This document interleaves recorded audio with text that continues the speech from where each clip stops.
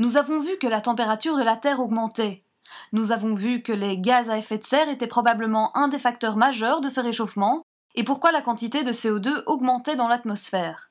Mais comment pouvons-nous distinguer les changements naturels du climat des variations produites par l'activité humaine ?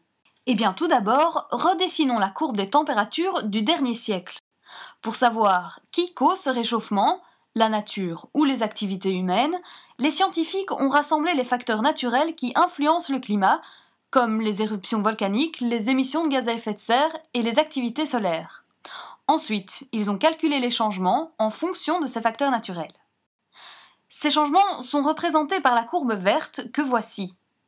Tout d'abord, on remarque que ce modèle colle plutôt bien à la réalité et que ces variations climatiques peuvent être expliquées par les facteurs naturels. En tout cas, jusque dans les années 70. Mais si on continue, on remarque que ce n'est plus aussi vrai. Les deux courbes se distinguent clairement à partir de la deuxième moitié du siècle. Alors, qu'est-ce qui cause ce réchauffement global ? Eh bien, si on relance à nouveau le calcul, mais cette fois en y ajoutant les facteurs de l'activité humaine, qui sont principalement l'émission supplémentaire de CO2, on obtient cette courbe jaune.